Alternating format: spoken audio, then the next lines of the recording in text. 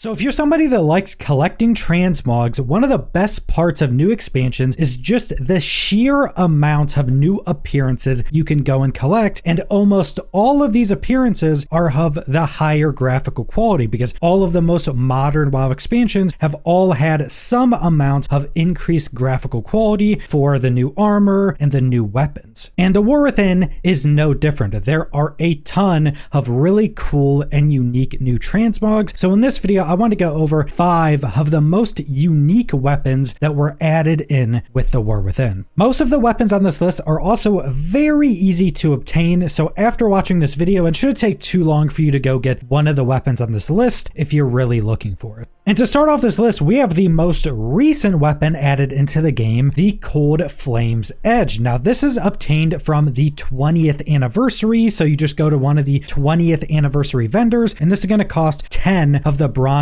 Celebration tokens. Now, the 20th anniversary is going to be ending in January 2025, but all of these 20th anniversary items are also going to be coming back with every future anniversary. So if you're watching this video at some later point, just wait until the 21st or 22nd anniversary and you'll be able to obtain this there. And this is going to be a one-handed sword that's just incredibly clean looking. This is also modeled after real world service rewards that Blizzard employees get in real life after working at Blizzard for a certain amount of time. So they modeled that, put it into the game. It has its own really cool animation. You can also get the matching shield in the exact same way for the exact same price. So if you're, say, a tank wanting to use a one-handed sword and a shield, this could work really well with some pretty interesting transmogs. This sword also works really well with a lot of the weapon enchantment effects. So if you're looking for a really clean, high fantasy sword, this is one of the best in the game. And then next up, we have the Ember brand Zweihander, which is just a big, chunky, two-handed sword and is going to be a strength weapon. So you're going to need a class or spec that can use a two-handed strength sword. And the version of this weapon that I really like is a drop from the final boss of the Priory of the Sacred Flame, which is one of the new War Within dungeons. And if you want this specific recolor, you can do this dungeon on any difficulty, meaning you can also go queue up for this as a follower dungeon and just continuously farm this dungeon until you get this drop. Now, there are also recolors of this weapon from other content throughout the game. There's a recolor from a crafting weapon, and there's also random green drops. That's another recolor that's more colored based around Hollowfall, but this coloration is my favorite. It's just a darker, massive, two-handed sword that's going to fit really well in a lot of transmogs,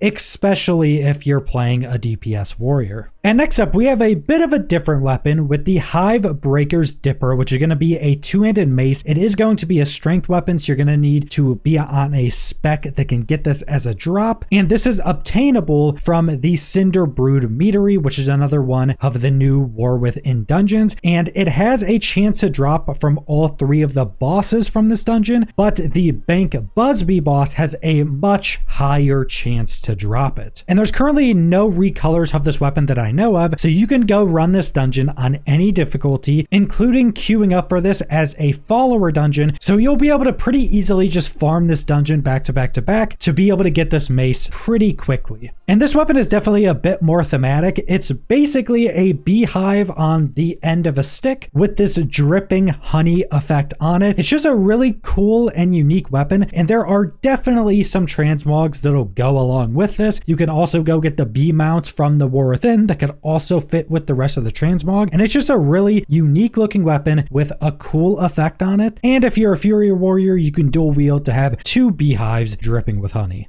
And then next up, we have one of the more unknown transmogs of this expansion in the Lamplight Torch, which is a one-handed mace, but it is a cosmetic item, so you'll be able to go easily obtain it on any character. And there's 2 primary ways to obtain this. Doing the quest, the Blades of the Arathi, will just award this as a reward for completing that quest, or this is also sold by 3 different vendors, 2 in Azj-Kahet and 1 in Hollowfall, and you'll be able to buy this appearance for 5 500 resonant crystals, which is basically nothing. So no matter which of those you go and choose to do, this weapon is incredibly easy and fast to go obtain. And pretty much all this weapon is kind of a fancy torch with the metal caging on the end to hold the fire in. But the reason I really like this weapon is that the flame effect on it is ridiculous. The flame effect on this weapon I think is more overdone than any other flame effect in the game, but it's still really cool because you can put this on and very easily always see this flame effect. And not only is the base flame effect that comes on it pretty crazy, but you can still put weapon enchantment effects on it. So you could potentially just put a weapon enchantment effect that's a big flame effect and just pretty much double the flame effect that's on this weapon. So it looks really cool. You can also use this if you're trying to have a more thematic build where this is the torch you're carrying around and it has that really cool flame effect. So it can work in some really cool themed transmog sets, but it's also just really good for any set you're using if you're on something that can be using a one-handed mace, because the effect on it is so cool and just stands out compared to most other base effects of weapons.